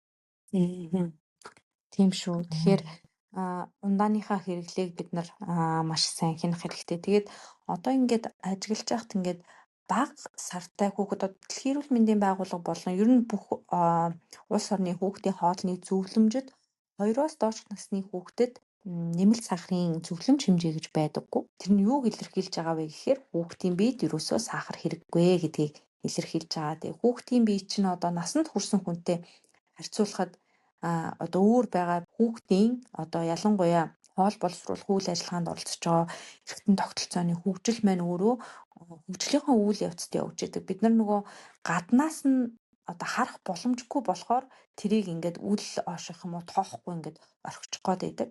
Түүнтэй адилхан илэг ч гэсэн одоо хүрсэн хүнтэй адилхан буюу бид нартай адилхан төвшөнд одоо арай бүрэн боловсроогүй байдаг учраас амьдралын эхний 1000 хоногт бид нар үүнийг аягүй сайн анхаарч хоолтон дээр нь анхаарах хэрэгтэй. Тэрний нэг нь одоо нэмэлт сахарын агуулмж өндөртэй хоол хүнсийг хязгаарлах гэсэн ийм дүрэн байдаг. Яг зөв. Нэгэнт тогтцсон зуршлыг өөрчлөхөд бас хэцүү шүү дээ тийм ээ. Тийм. Тэгээ бага насны хүүхэд ч одоо бид нар бол ингээд том хүмүүс бол ингээд мэдлэг дээр тулгуурлаад өөрийгөө багаар ингээд шахаад ингээд хоолтоо өөрчлөх боломжтой байдаг шүү дээ тий. За одоо ингэж идвэл миний бие сайн ингэж идэхгүй бол одоо би ийм өвчнөд өртөх эрсдэл нэмэгддэг гэдгээ ингээд ухамсарлаад тэрэн дээрээ тулгуурлаад хоолтынхаа загварыг багаар өөрчлөө явуучих боломжтой байдаг. Гэтэл нөгөө бага насны хүүхдүүд маань ихэвчлэн нөгөө амтан дээр тулгуурлаж хоолж байгаа. Өөрт нь аль нь илүү гоё тааламжтай, аль амт нь өөрт нь танил санагдчихин тэрэн дээр илүү тулгуурлаж хоолдог болохоор хүүхдийн хоолтон дээр нэг одоо ингээд жоохон чихэрлэг ундаа юм уу эсвэл нэг одоо ийм хит их чихэрлэг хоол хүнсэнд тасчих юм бол тэрнээс эргээд гаргахад бас нэлийн урт хугацааны чармаалт тэгээд дээр нь арга техникүүд аягүй их чухал хэрэг болдог. Тэгэхээр нэмэлт чихэр гэд сайн номын хөснийг бас сайн тайлбарлаж ялгаж салгасан дээр байх гэж бодогдлоо. Тийм шүү. Нэмэлт чихэр гэхээр одоо аав ээж нь ч юм уу эсвэл тэр бүтээгдэхүүнийг гаргаж байгаа үйлдвэрлэгчд ч юм уу ер нь тоогооч ч юм уу нэмээд хийчихсэн тэр чихрийг хэлж байгаа. Тэгэхээр нэмэлт чихэр гэдгийг нэг хэсэг ерөөсөө ойлгохгүй мэддэггүй байсан бол бид нар аягүй сайн мэддэг болчихсон тий. Нэмэлт чихэр гэж юу вэ? Байгалийн чихэр гэж юу вэ гэд энэ талаараа би нэлээ олон ийм сургалт бас явуулж исэн. Чихрээ таныг сургалт явуулсан. Сахар ном дээрээ бас ялгаад тэр ялгааг нь бичсэн байгаа. Гэхдээ энэ төрөгдөл одоо ч гэсэн байгаа. Байгалийн чихэр гэдэг нь болохоор одоо луун ч юм уу тий ямар нэгэн ногоонд цаанаасаа агуулгадж байгаа тэр чихрийн төрөл тэгээ сүүс хүн бүтээгдэхүүн бас лактоз гэж чихэр байгаа тэрийг хэлж гээ. Ер нь бол энэ чихрүүд дотроо их бүтцийн хувьд өөр олон янз их байгаа. Тэгэхээр одоо байгаль дээр яг бүхлээрээ байгаа тэр ногоо жимсгэн тэгээ сүүнд агуулгадж байгаа эдгээрийг болохоор байгалийн чихэр гэж байгаа. Нэмэлт чихэр гэдэг нь болохоор хүн тэрийг амтлахын тулд шинээр нэмчихсэн тэр чихрүүдийг үүнд бас зүгийн бал ордог, агчны сироп ордог, жимсний шүүсийг бас фри шуга гэж нэрлээд нэмэлт чихрэндээ оруулдаг. Нөгөө өөрийнхөө магистрийн ажлыг Монгол болон Швейцарын бага насны хүүхдийн хоолтын байдлыг хэвчүүлсэн байдлаар судалгаа хийсэн баггүй. Тэгээд тэр судалгааныхаа хүрээнд Монгол дахь цэцэрлэг болон Швейцар дахь цэцэрлэг дээр ажиллаад хоолтын байдалд нь үнэлгээ хийсэн юм. Тэгээд энд ажиллаж байхад миний ажиллаж исэн цэцэрлэг дээр ямар юм гарсан бэ гэхээр уг нь бол ингээд айгүй гоё цэвэр найрлагатай ийм энгийн гоё илгэн тараг авсан байгаа юм. Тэгээд тэрийг хүүхдүүдэд аяглаад өгөхдөө одоо манай тэр галтгоог хариуцж байгаа хүн маань таргаа аягалсныхаа дараагаар араасаа сахар гаргаж ирээд одоо цагаан өнгийн сахар байдаг те бидний кофен дээр эсвэл ингээд заримдаа цайн дээр нэмж уудаг сахарнаас нэг жижиг халбарыг хийгээд ингээд хутгаж өгч исэн. Тэгэхээр тэр юу болчихж байгаа вэ гэхээр уг нь таргийг зүгээр тэр чигээр нь аяглаад өгсөн бол тэр чинь байгалийн сахар агуулсан тараг болчихж байгаа шүү дээ тий. Сүүс бүтээгдэхүүн гэтэл тэр хүн дээр нь нэмээд нэг халбаг сахар хийчихэж байна гэдэг маань тэр нь нэмэлт сахартай тараг болоод хувирчиж байна гэсэн үг. Тэгэхээр ингэж нэмсэн одоо бүтээгдэхүүн хоол хүнсийг аль болох хязгаарлах болж өгвөл амьдралын эхний 1000 хоногт бүр юусоо хэрэглэхгүй байх тал дээр анхаарах хэрэгтэй гэдгийг бид нэр ойлгох гээд ингэж яриад байгаа юм тий. Яг тийм шүү. За тэгэхээр бид хоёр нэмэлт чихэр, байгалийн чихэр гэдгийг багч гисэн ойлголт өгсөн баха гэж найдаж байна. Нэмэлт чихрээ багасгаад болж өгвөл дангаар нь байгаа байгалийнхаа чихэр угаасаа бид нар авж байгаа учраас энэ бяслаг сүүгээ уухад цаанаасаа чихрийг хангалттай авчихдаг зүгээр ногоо одоо нүүрс үсэг авахд цаашаа угаасаа энэ цаашаа хувраад цусны сахар буюу цуснд глюкоз болж очиж байгаа учраас бүтцтэй тэргүй авж байгаа. Тэрэн дээр нэмээд одоо амтлах гээд чихэр нэмээд авах шаардлагагүй гэдэг санааг л төрөх гэж байгаамаа. Тэгэхээр одоо энэ илгэний өөхлөлт үүсэж байгаа бас нэг шалтгаан насанд хүрсэн хүмүүстэр болвол алкогол байгаа. Алкогол нь илгэн дээр өөхлөлт үүсгэдэг. Тэгэхээр энэний өмнөх дугаар дээр ярьсан баха тийм ээ. Яаж энэ үүсгээд байна вэ гэд. Тэгэхээр үсрээд шууд алкогол руу ороход энийг тайлбарлахдаа би юу гэж хэлмээр байгаа гэхээр алкогол бол угаасаа хор юм аа. Тэгээ бид нар ямар нэгэн алкоголтой хоол хүнсийг хэрэглэхээр энийг элэг маань хоргүйжүүлдэг. Тэр хорыг одоо багасгахын тулд хоёр үе шаттайгаар дамжуулаад ингээ хоргүйжүүлдэг. Тэгээ эхний үе шатн дээрээ тэр хорыг ингээ өөрчлөх явцад нь асар хортой ийм зүйл болж хуурч байгаа. Энэ хэрвээ одоо тэр хүний элэг нь гэмтсэн ч юм уу элэг нь тэр архийг муу задлагдаг ийм байх юм бол нөгөө хоёр дахь шат руугаа оруулж бүр гой хоргүй ийм цуу шиг ус шиг хэлбэртэй болгох явцаас нь өмнө бидний бас эд эсүүд хордох юм боломжтой байхгүй. Тэгэхээр бие бас тийм эрсдэлд оруулаад тийм хороор одоо ингээд тэтгэж тийжэх ямар вэ гэдгийг бид бас бодох хэрэгтэй юм байна л да. За тэгээд алкогол дээр бас нэг хүмүүсийн бас тэр бүх болгон мэддэггүй нэг зүйл бол илүүдл калори их өндөртэй алкоголын төрлийн хүнс. Тэгээ алкогол уухаар хажууд нь хавсраад бас ямар нэгэн ийм дэмжлэг болдог микро шимт хижээл орж ирдэггүй. Гэтэл бид нар бусад төрлийн ямар нэгэн хоол хүнсийг идлээ гэхэд тэр микро шимт хижээл гэж нэрлэдэг байгаа. Бидний биед хэрэгцээтэй эрдэс бодис амьд юмыг авдаг бол алкогол тийм юм байдаггүй. Харамсалтай нь бидэнд юу ч өгдөггүй. Тэгсэн мөртлөө дээрэс нь их хэмжээгээр калори өгөөд тэгээ илүүдэл нь яаж одоо хаана хуримтлагддаг вэ гэхээр илгэн дээр өөх болж хуримтлагддаг. Тэгэхээр алкогол дээр бол ерөөсөө тийм ашигтай юм ерөөсөө бол байхгүй. Яг уу нөгөө дэлхийд даяараа дээр үеэсээ хүн төрлөختөн алкоголыг бас нийгэмшиг үйл явцад баяр тэмдэглэх эсвэл одоо нийтээрээ ингээд цуглаад бас хэрэглэх юм үйл явц энэ соёл их байдаг болохоор энээс уугаач гэдэг өгөхөөр би үгүйгээ татгалцгаар тэрэн дээр айгүй гоморхдог ч юм уу яагаад уудгүй гэсэн юм асуудал их байдаг л да. Гэхдээ одоо эрүүл мэнд талаасаа илгнийхаа талаас аваад үзэхээр энэ алкогол дээр хэрэгтэй юм ерөөсөө байдаггүй учраас энийг заавал тийм хэрэглэх шаардлага байна уугүй юу гэсэн юм асуулт гарч иж байгаамаа. Тэгээд ажиглаж байхад ингээд залуучууд архийг нөгөө энергийн ундаатай бас нэлээд хольж ууж байгаа харагддаг тий. Тэгэнгүүт тийм энергийн ундаа гэдэг чинь түрүүн хэлсэн одоо нэмэлт сахарын агуулмж өндөртэй ийм ундаа болчихж байгаа тий. Тэгээд тэрий хоёрыг ингээд зэрэгцүүлээд хэрэглэчихээр нөгөө илгэнд тийм тустай биш тий. Илгийг одоо хамгийн их гэмтээдэг хоёр зүйлийг нэг доор ингээд хэрэглээд авах юм бол эрсдэл нь илүү их нэмэгдэнэ гэсэн үг байхгүй. Яг үнэ. Тэгээ түрүүчийн нөгөө нэг зүйлэгч хэлсэн те эхлээд ингээд архийг уусны дараа яадаг вэ гэхээр илгэний эсүүд ингээд баг багаар гэмтэж байгаа. Тэгээд уг нь бол бидний бие махбод ингээд айгүй ухаантай системээр ажилладаг. Ямар нэгэн гэмтэл байлаа гэхэд түүнийг ингээд засах гэж оролддог тий. Тэгэхээр нэг ингээд засчлаа. Тэгэнгүүт дахиад ойрхон давтамжтай ч юм уу ингээд арх уулаа гэж бодоход илэг дахиад гэмтдэг. Тэгээд түүнийгээ дахиад засна. Энэ мөчлөг ингээд олон жилийн турш үргэлжлэх юм бол илгэнд сорвжилт гэж зүйл үүсээд байгаа тий.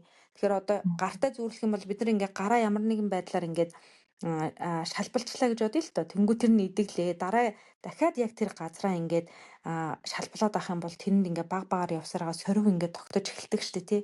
Яг тэрнтэй адилхан үйл процесс илгэнд явагддаг гэж байгаа байхгүй юу. Тэгэхээр нөгөө илгэний одоо энэ сорвжилт нь улам их нэмэгдээд хараа цаашлахаараа илгэний хатуурал болоод тэгээд илгэний хатуурал нь одоо хэсэг хугацааны дараа бас хавдрын нэг эрсдэлт хүчин зүйлүүдийн нэг болж ингэж хувирдсан байна. Тэгэхээр ер нь бол одоо хавдар уншиж явах үед байнгын дурддагдж байгаа зүйл бол арх байгаа. Тэгэхээр архины хэрэглээ болж өгвөл бүр ерөөсөө байхгүй болгох. За тэгээд уулаа гэж бодоход аль болох давтамж болно те хэмжээг нь багасгах дараас нь илгийг нөгөө хоргоожуулах хоол хүнсийг илүү түлхүү хэрэглэх гэдэг дээр анхааруул зүгээр юм шиг санагдсан. Тэгээ бас нэг юм байна. Хүмүүс арх ухаараа айгүйх тамхи татдаг. Та тэрийг тэгэж анзаарсан уу? Ер нь би бол кофе уухтаа илүү тамхилж байгаа хүмүүсийг сайн мэднэ. Тамхиг архитаа цуг байна уу гэж юусан анзаарсан юм байна. Арх тамхины хэрэглээг хооронд нь хослуулах байдлаар явах юм бол дахиад нөгөө илгэнд тийм хортой үйлдэлийг гэх юм уу хийж ийн гэсэн үг байхгүй юу. Тэгэхээр эхний энэ утаанд болохоор олон төрлийн хавдар үүсгэгч бодис агуулдаг гэдэг талаар битээр өмнөх подкастууд дээр ярьсан тийм. Тэгэхээр энэ бодисууд болохоор уушгаар дамжаад цуснд ороод одоо илэг болон бусад идэрхтэнд хүргэж байгаа. Тэгэхээр илэг болвол энэ хорт бодисыг задлж боловсруулж шүүх зорилготой юм эрхтэн байгаа тий. Тэгэхээр энэ одоо тамхинаас орж ирж байгаа хорт нэгдлүүдийн нөлөөнд хамгийн их одоо өртдөг эрхтэн бол бас нэг талаараа илэг болчихж байгаа байхгүй мэдээж уушиг байгаа тэгээд илэг болчихж байгаа. Тэгэхээр тамхи болон архийг ингээд зэрэгцүүлээд хавсруулаад хэрэглээд тэгээд тэр нь урт хугацаанд байнгын давтамж нь их байгаад ирэх юм бол бас энэ илэгний одоо өвчлөлт өртөх энерсэл нь нэмэгддэг юм байлээ шүү. Тэгэхээр хэрвээ алкогол хэрэглэж байгаа үедээ тамхи татдаг бол бас энийг анхаараарэ гэж хэлэх гэсэн юм. Энэ нөгөө подкастыг гол зорилго нь энэ талаар мэдлэг байхгүй бол одоо мэдж авснараа магадгүй нөгөө зөв шийдлийг өөрөө сонголтоо хийхэд бас тусгуулж магадгүй гэдэг утгаар нь бид хоёр ингэж яриад байгаа. Одоо энэ судалгаанууд ингээд уншаад яваад байхад тэр одоо виноноос ирж байгаа ашиг тус нь аюу бага байгаа. Ашиг туснаасаа илүү хортой чанар нь илүү бага учраас энийг нөгөө ялгаж салгах гэд бид хоёр яриад байгаа юм л та. Жишээ нь одоо түрүүн номоо бас хэлж штэ ингээд тарган дээр сахар нэмээд ингээд өгчдгөө гэтэл сүүс бүтээгдэхүүн цаанаасаа бас лактоз гээд байгалийн чихрэн байдаг. Гэтэл нэмээд нэмэлт чихэр нэмчихдэг гэдэг шиг би бас яг тийм байсан байхгүй. Одоо энэ сахар номоо бичхээс өмнө бүх зүйлд тийм сахар нэмдэг. Тэгээд нэг хэсэг сахараа болио багсгая гээд хичээгээд ирсэн чи өөр дээрээ анзаарсан нэг сонин үйлдэл юу байсан бэ гэхээр гэр бүлийнхнийхээ хоолнд айгүйх зүг юм бал янз бүрийн чихэр заавал нэмж өгдөг. Нэг тийм сонин зуршилтай мэдлэг аваад мэдээд энэ цаашаага яаж нөлөөлд юм бэ? Ямар судалгаанууд байна гэдэг нь мэдчихээрээ хүн окей энэний хэрэг байдгүй юм байна. Энийг заавал би хэрэглэх албагүй юм биш. Тэгээд зөв одоо юм шийдэл эрүүл мэндэд дэмжсэн сонголтуудыг хийж эхэлдэг учраас бид хоёр ингээд нэг талаас нь яриад байгаа. Мэдээж хэрэг одоо хамтдаа найзуудтайгаа суух бид нар өөрснөө нийгмийн нэг хэсэг учраас гадаа гараад нэмэлт чихэртэй зайрмаг авч идэх хаяа нэг ундаа уучхам зөндөө байна. Бид хоёр тойлонд гол нь одоо сонсож байгаа хүмүүстээ бас сонголтыг олоход нь тусдсан болох ямар мэдээлэл байна вэ гэдгийг хүргэх гээд ингэ суудаг байгаа. Тэгээ дөрөв хин номоо бас хэлсэн шүү дээ. Энэ илгийг бас дэмждэг бас хоол хүнс юу байж болох вэ гэдэг нэг дурдчихсан. Тэгэхээр энэ дээр би бас нэг гоё судалгаа уншсаныгаа энэ сонсогчдоо хүргэе гэж бодож байна л та. Тэгэхээр энэ 22 оны 10 сарын 13-нд Cell Proliferation гэдэг нэртэй сэтгүүл дээр нийтлэгдсэн ийм өгүүлэл тойм судалгаа байгаа. Энэ судалгаанд ургамлын гаралтай хоол хүнсэнд агуулгаддаг тэр гоё олон төрлийн эд шидтэй полифенолуудыг жагсаагаад энэ ямар механизмаар илгийг дэмжиж байна вэ гэдгийг ингээд тайлбарласан юм гоё судалгаа юм билээ. Тэгэхээр иймэрхүү судалгаануудыг ингээд уншихаар чамд тэгдэг юм надад айгүй гоё юм одоо юу гэх юм бэ итгэл найдвар ингэж төрөлдөг одоо нэг хонглын үзүүр гэрэл гялтаан гэдэг шиг эхлээл одоо илгэний талаар уншаал те илэг ингээ буудчихараас ямар хэцүү юм бэ хүүхдүүдийн дунд илгэний өглөлт байд юм байна алкоголууд хүмүүс ингээд үүсээд идэм байна хэвлийгээрээ одоо ийм таргалалт үүссэн хүмүүсийн илэг нь бол бас өөхөлдсөн байдгийн байна гэж уншихаарч эхлээд ингээл яана гэж бодогдсон шүү дээ тэгснээ тэр дундаас өөр тэрийг одоо багасгах аргууд нь ийм юм байна шүү гэсэн ийм судалгаанууд уншихаар ямар гоё ингээд нэг гоё юм одоо үүлэн дундаас нар ингээд үйл ярагдаад нар гардаг шиг юм гоё итгэл найдвар төрдөг байхгүй. Тэгээ би бас иймэрхүү юм уншихаараа өөрөө бас ингээд давхар бичиж тэмдэглэж аваад гэрийнхаа нөгөө шопинг листний би үүсгэж гисэн байд. Дэлгүүр гарахтаа худалдаж авах зүйлс гээд тэгээд илгийг хоргойжуулдаг хүнс эндээс заавал аваарай ийм өнгөтэй ийм хүнснээс заавал авах хэрэгтэй гэдэг би үүсгэж тэрэн дээр ингээ гоё нэмээд бичээд авдаг. Тэгэхээр сонсож байгаа хүмүүс маань бас энэ миний одоо ярих зүйл дээрээс хэрэгтэй зүйлс байвал бичээд аваарай. За тэгэхээр энд юу байгаа вэ гэхээр яг л бид нарын нөгөө мэддэг хэд майл байгаа даахгүй. Жишээлбэл улаан виног маш олон хүмүүс антиоксидант агуулдаг учраас уух хэрэгтэйгээ уугаад байдаг. Гэтэл тэр улаан виног хийж байгаа тод гоё улаан өнгөтэй усан үзмийг хэрэглэх юм бол тэрэнд бас одоо илгийг хамгаалах ийм чадвартай polyphenols агуулгаддаг. Гол нь нөгөө соцтовсороо сайн цэвэрлээд хэрэглээ шүү дээ тий. Яг тэгвэл энэ жимс маань дээрээ пестицидийн агуулмж өндөртэй байдаг учраас. За тэгэхээр ямар одоо юунд ургамлын гаралтай хоол хүнсэнд энэ polyphenol гэж нэрлэдэг байгаа тэр гоё антиоксидант нь байна вэ гэдэг яриа. Тэгэхээр антиоксидант гэдэг нь өмнө бас тайлбарсан. Бидний одоо түрүүн номоо хэлсэнчлэн тамхи татаад утаа орж ирээд арх угаад тэндээс ийм хортой нэгдэл үүсээд илгэнд ороод ирэхээр одоо тэр эсүүдэд ийм атомоос бүрдчих. Тэр атомд нэг зүйл нь дутчихдаг. Дутагтаад байгаа тэр зүйлийг нөхөд төлжүүлээд бүтэн болгож өгдөг зүйл нь энэ polyphenol гэж нэрлэдэг байгаа ургамлын гаралтай хоол хүнсэнд агуулгаддаг. Тэр нь жишээлбэл усан үзмэнд агуулгаддаг resveratrol гэж байгаа. Энэ нэгдэл нь одоо буцаагаад тэр гэмтсэн эсийг бүтэн болгоод молекулыг ингээд бүтэн болгоно гэсэн. За бас сонг нь алим гэд эднэрт агуулгаддаг quercetin гэд бодсон. Энэ нь бас полифенолын нэг жишээ. За хамгийн гоё жишээ нь бас ногоон цайнд агуулгаддаг ийм нэгдэл байна. Тэгэхээр танаа наан чинь бас модонд орж ийн үү яаж энэ ч тренд болоод байгаа нэг зүйл нь ногоон цай байгаа. Бахаас айгу бүх кафенууд ийм ногоон цайтай ийм мөстэй ундаа эсвэл халуун цай матча латте бол бүр ингээд тренд болчихсон Лондонд хүн бүхэн охтууд хөвгүүд авч уудаг өсвөр насныхаа айгу авч уудаг ийм зүйл байгаа. Ногоон цай гэхээр зүгээр нөгөө хандлаад уудаг цай гэхээс илүүтэйгээр навчийг нь бүхэлдэн ингээд бүхлээр нь нунтаглаад тэр бүхлээр нь навчийг бий рүүгээ оруулж байгаа гэсэн үг шүү дээ. Тэгэхээр энэ ногоон цайнд агуулгаддаг энэ нэгдэл нь бас нэг полифенолын жишээ. За бас нөгөө turmericт агуулгаддаг куркумин гэдэг бодис байна. Тэр бас байна. Тэгээ бас нэг гоё юм болохоор кофенд бас агуулгаддаг нэгдэл байгаа. Тэр нь бас полифенолын жишээ. Илгийг бас дэмждэг. За тэгээд жимс ногоонд зөндөө олон төрлийн энэ полифенолууд агуулгадчих. Тэгэхээр эдрийг ингээд хэрэглээд ах юм бол илгийг маш олон механизмаар дэмжиж ингээд одоо илгэний хорт хавдар үүсгэх эрсдлийг нь багасгаж бууруулж өгнө. Та сая нөгөө тренд болж гэнэ үү гэд асуусан шүү дээ. Тэгээ манай энд ч гэсэн ялгаагүй тренд яг дэлхийд даяар л явж байгаа юм шиг байна. Одоо нөгөө Япон ийм дэлгүүрүүд эсвэл ийм Япон хоолны газрууд жижиг ийм мухлагууд ийм жижигхэн нөгөө юу хийгээд байгаа. Ательех буюу англиар workshop тэрийг аюу хийдэг болоод байгаа юм байлээ. Тэгээд яг Япон хүмүүс нь эсвэл юм Аз гаралтай хүмүүс ч өөрөө ногоон цайны соёл өндөртэй шүү дээ тий. Тэгэхээр тэр хүмүүс нь ингээ Европ хүмүүст яаж цай хийдэг үү, цайны соёл ямар байдаг үү гэдэргээд тиймэрхүү зүйлүүд бас аюу хийж байгаа. Тэгээд тэрэнд аюу олон хүмүүс бүртгүүлдэг юм байлээ. Ямар гоё юм бэ.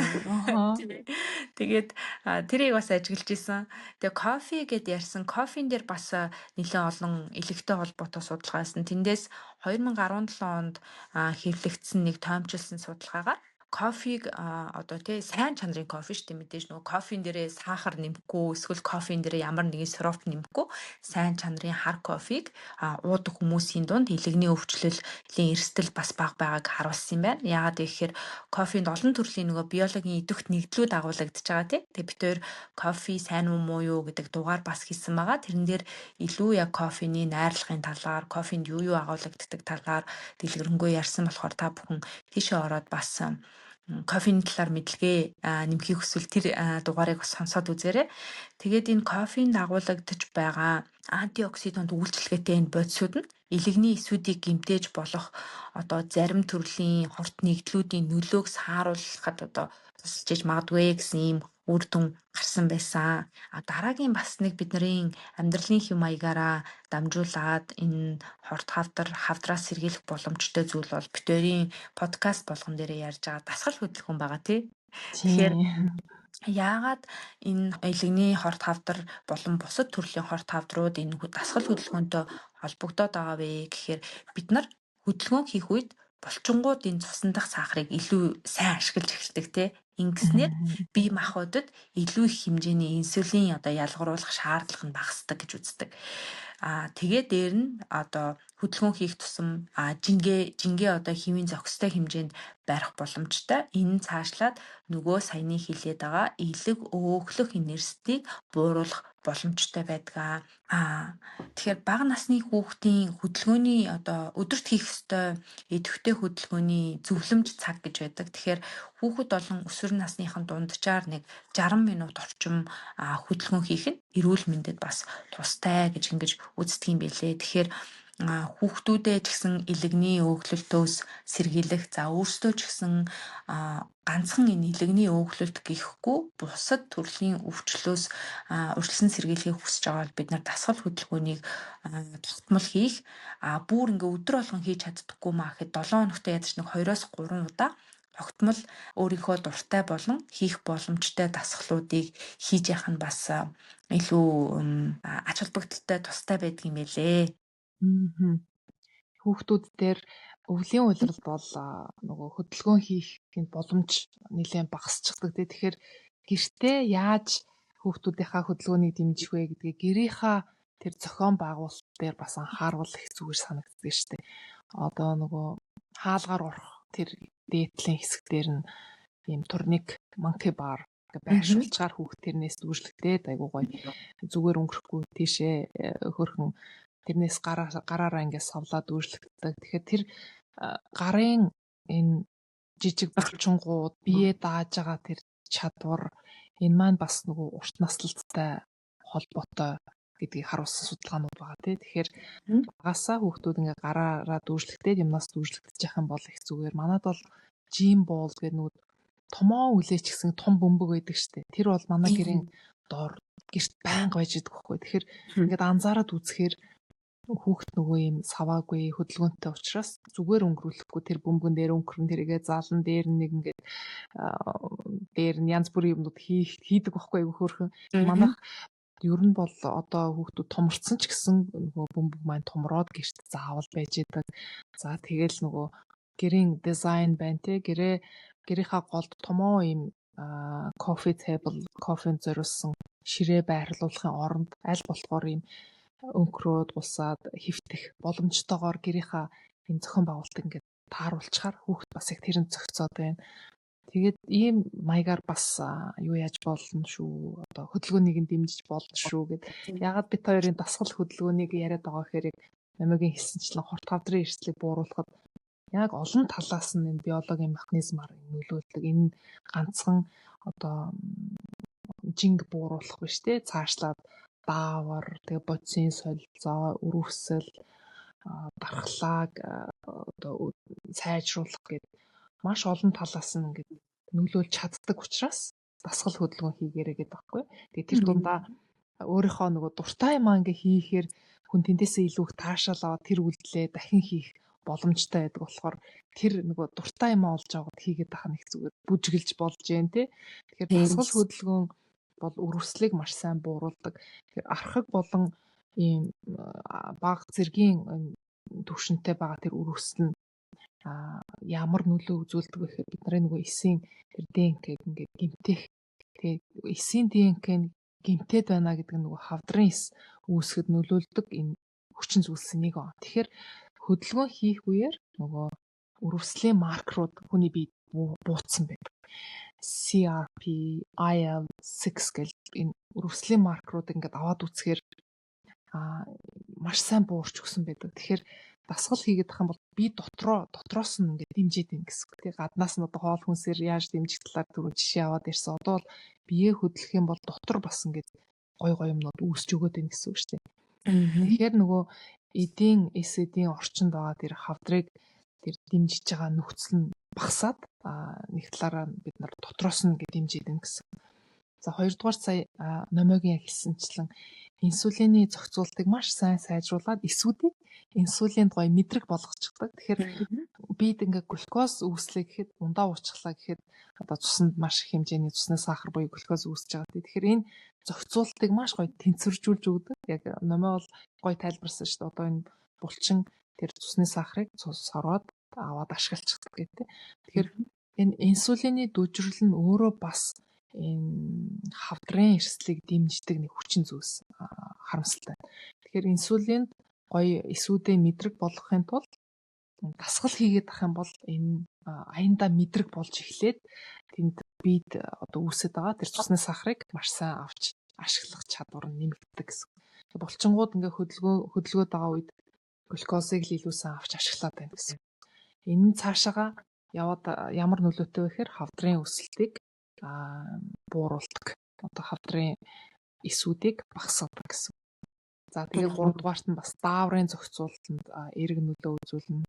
Бид хоёр бас хөхний хавдрын талаар өмнө нь бас нэлээх ярьсан. Тэгэхээр эстроген болон андроген дааврын хит өндөр түвшин нөгөө эсийн хит идэвхжлэлтэнд нөлөөлөд эс ингээ 3 дахь багтаа өсч үржихэд нөлөөлж идэг. Тэгэхээр дасгал хөдөлгөөн их хийснээрээ энэ өөхний эдийн хэмжээг бууруулад нөгөө өөхний эдээс бас янз бүрийн даавар үүсдэг учраас дасгал хөдөлгөөн хийгээд өөхнийхөө хэмжээг багасгахаар илгэний бас үйл ажиллагаа дэмжигдээд илэгний хорт хавдраас бас урьдчилан сэргийлэх нэг арга нь болж байгаа. Тэгэхээр бид нар яаж игээд дасгал хөдөлгөөнийг авчуулаад сайн хийгээд ах юм бол энэ эрсдлийг бас багасгах юм байна. Тэгэхээр дасгал хөдөлгөөн гэдэг бол үнэхээр чухал гэдэг нь бүх юм дээр харагдаж байгаа. Тэгээд миний хувьд ч гэсэн та түрүү хэлсэнтэй бид хоёр хоёулаа нэг амар юм лаг энжлүүд бол биш. Тэгээд хүн болгонд өөр ингэсэн дутагдлуудаас байдаг. Тэгээ миний хувьд ч гэсэн дасгал хөдөлгөөний тал дээр бол өөртөө тийм сэтгэл хангалуун бол байж чаддаггүй. Өдөржин дэлгэцийн ард хичээлээ хийж суух, эсвэл хичээл дээр очоод урт хугацаанд ингээд лекцэнд суух байдлаар хөдөлгөөнгүй өнгөрөх өдрүүд надад бол маш олон байдаг. Тэгэхээр аль болох нөгөө боломжтой өдрүүдэд түрүүн хэлсэнчлэн өдөр болгон хийж чадахгүй байх юм бол яаж 7 хоногт нэг 2-3 удаа одоо хэмнэлтэй байдлаар хурдан алхаж зүрхээ ачааллуулах. За эсвэл боломжоор хүүхдүүдэд дагуулад хүүхдүүдээ болон өөрийгөө хөдөлгөөнийг яаж нэмж болох вэ гэдэг тал дээр анхаарах байдлаар ингээд явж байгаа. Тэгээд цаашдаа ч гэсэн одоо хөдөлгөөнөө баг багаар нэмээд булчингийнхаа нэмэхгүй бол одоо ингээд нас явах тусам энэ чинь айгүй чухал зүйл болж хувирдаг юм байна.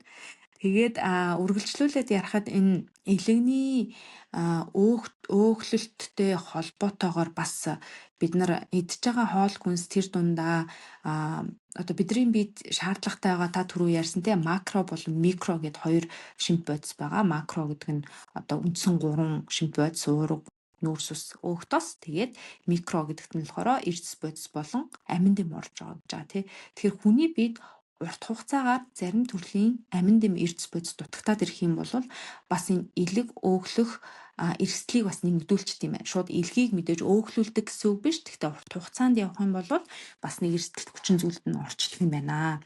Тэрэн дээр нь юу орж байгаа вэ гэхээр хамгийн ихэнд витамин D, D амин дэм орж байгаа.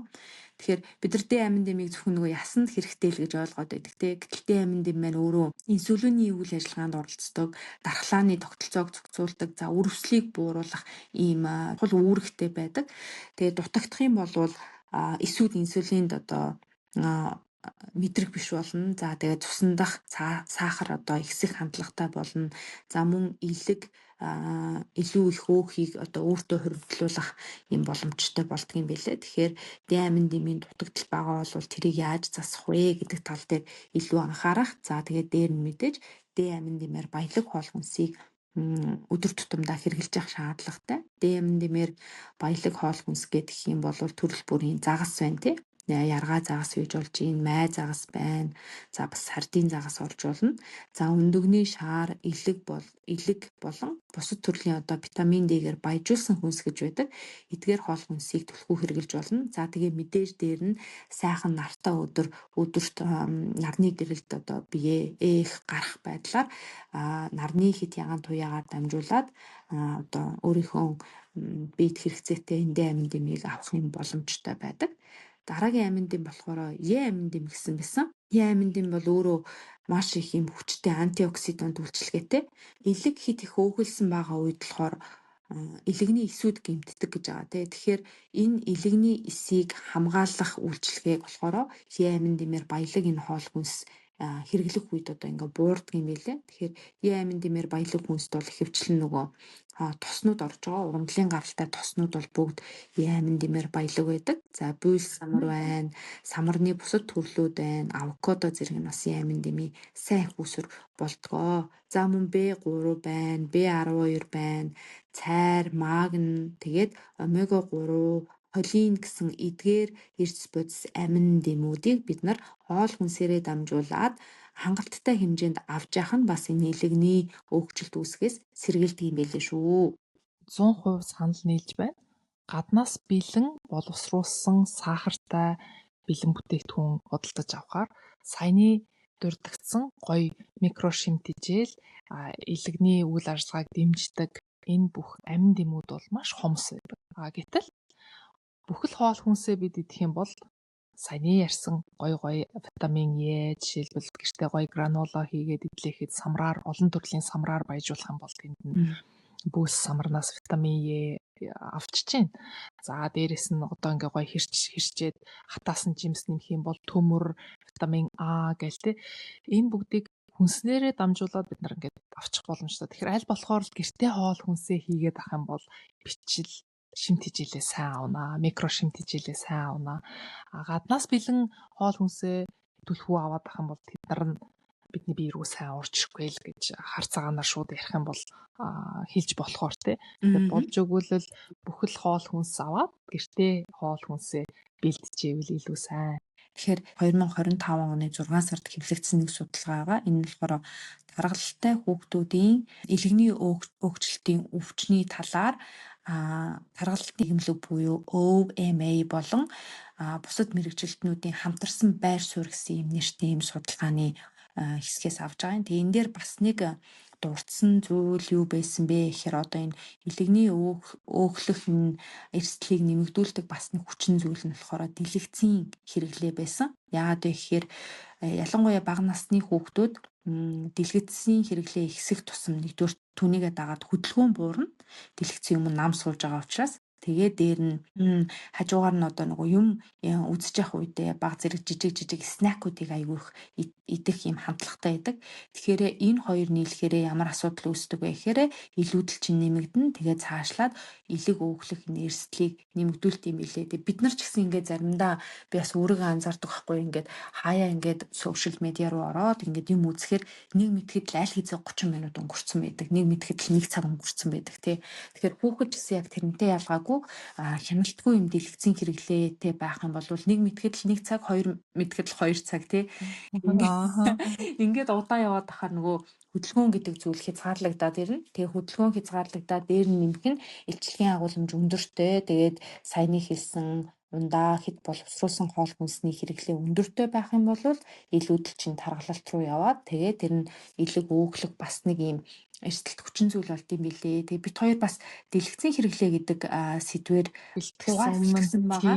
Тийм тэрийг бас сонсоорой. Тэгээд дэлгэцийн хэрэглээ гэснээс нэмээ угийн тасалчлаа. Би дэлгэцийн хэрэглээ гэснээс өнөөдөр Их Британийн ерөнхий сайд Keir Starmer сошиал медиатай холбоотой шинэ мэдээлэл хийсэн шүү дээ нэрээ. Би энэ подкастыг бичээсээ өмнө яг мэдээг нь сонссон байхгүй юу? Яагаад гэхээр нөгөө хүүхдүүдийг хамгаалах зорилготойгоор ийм сая мэдээлэл хийсэн. Тэгээ гол агуулга нь юу вэ гэхээр энэ одоо засгийн газраасаа 16-аас доош насны хүүхдүүдийн сошиал медианы хэрэглээг ингээ хязгаарлах ийм чиг гаргана гэсэн ийм мэдээлэл хийсэн. Тэгээд яг чиний хийсэнчлэн нэг TikTok эсвэл Instagram, Snapchat, Facebook гэдэг ингээ ороод YouTube ороод явж хахад нэг мэдээлэл 2-3 цаг өнгөрөө явцсан байдаг шүү дээ. Том хүн ялгаа хүүхд ялангуяа нөгөө хүүхдүүдийн өөрийгөө хянах чадвар нь ингээ сайн хөгжөөгүй байдаг учраас тэднийг хамгаалах үүднээс энэ улсууд Австрали бол энийг хэрэгжүүлээд эхэлчихсэн. Одоо Их Британд яг ингээ албан ёсоор зарлаад энэ талаар арга хэмжээ авна гэд ярьж байгаа байхгүй. Саяны миний хийсэн энэ томоохон сошиал медиа платформуудыг яаж одоо хязгаарлах вэ гэдэг дээр ингээд арга хэмжээ авч эхлэх юм бэлээ. Тэгээд зөвхөн нөгөө би физиологиг юм зогсон ингээ сууж идэг те couch potato гэдэг шүү дээ. Буудан дээр сууж идэг төмс гэдэг нөгөө хоч нэрээр нэрлэдэг. Ийм байдалд оруулахаас гадна хүүхдийн сэтгцэн эрүүл мэнд донтолт тэгээд муу төрлийн юм сөрөг контентууд ингээд автчихад байгаа учраас энийг багасгах үүднээс ийм арга хэмжээ авах болж байгаа юм бэлээ. Тэгэхээр магадгүй чи битээр дараагийн нөгөө подкастынхаа дугаарыг ярих үеэр энэ ингээд бас хэрэгжээд эхэлсэн ч байж магадгүй гэж бодлоо. Дараагийн эпизодоо ингээд хийгээд явах үеэр. Тийм байх шүү.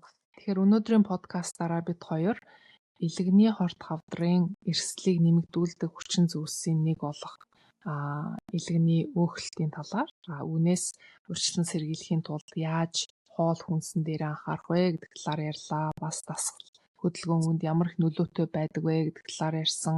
За тэгээд ургамлын гаралтай хоол хүнсэнд дагуулдаг polyphenols энэ нь яаж элхэнд нөлөөлдөг вэ гэдэг талаар ярьлаа. Тэгээд та бүхэн энэ дугаарыг сонсоод нэг ч гэсэн зүйлийг олгоод тэрийг өөрсдийнхөө амьдралд хэрэгжүүлнэ гэж найдаж байна. Тэгээд бид хоёрын дугаартаа өргөлж хамт байдаг нийт сонсогчдоо маш их баярлалаа. Хайртай дотны хүмүүстээ бидний дугаарыг шеэр хийж дэмжээрэй гэж хүсмээрээ. Ингээд дараагийн дугаараараа уулзтлаа. Түр баяртай. Баяртай.